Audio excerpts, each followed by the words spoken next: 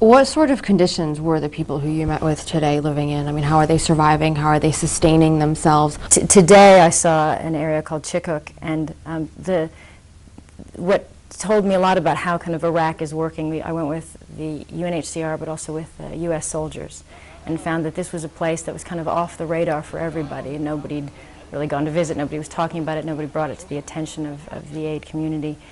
But an American soldier did. They're sleeping on dirt. They've built these little areas out of brick by hand. They don't have job opportunities. You could talk about it, cry, think about it. You know, it's one of those. You meet with so many little babies that look malnourished, so many little kids that have infections from things that with minor medicine would be okay. Parents saying things like, why is our children didn't do anything? They're so little, and yeah, they're innocent. Why are they going through this? And we just want some dignity. Aren't we people? You know, one of the barometers that can be used to try to look at quote-unquote progress here is the situation of the IDPs, whether it's how the government is handling them, but also it's whether or not they're going back home. I mean, what were they saying to you today? Why haven't they returned back to their homes?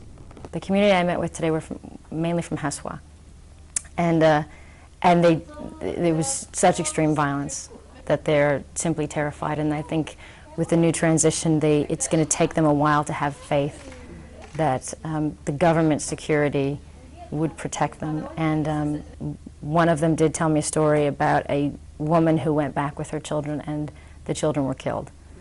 So I don't know when that was, but there's some, you know, to them it's a living nightmare. We actually have heard similar stories such as that one, that fear that people have of returning home still exists, and that is where, you know, as we've been saying, the government really needs to step in and try to install confidence in the people. Last time you were here, you had said that there wasn't a coherent plan to try to help the IDPs. Have you seen any sort of changes on that front? I haven't seen as much as I'd like to.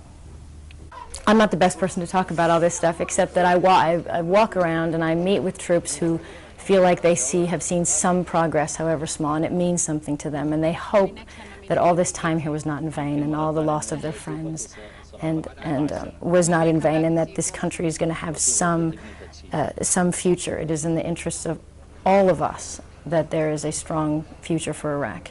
The UNHCR is doing everything it can. It's been building houses. It's having funding issues. It's only half funded this year. Now, how desperate is the need for action? I think it is the most critical time. I think this will make the difference in the future of Iraq and in the future of you know, a country that is so crucial to our world and our security and this region in the world. It is in the hands of the government now to really step up. You know, there is this sense that I'm sure you're aware of, that the world kind of wants to just forget about Iraq, that this is a war that no one wants to deal with anymore. Why do you think it's important to keep spotlighting what's happening here, especially the humanitarian crisis?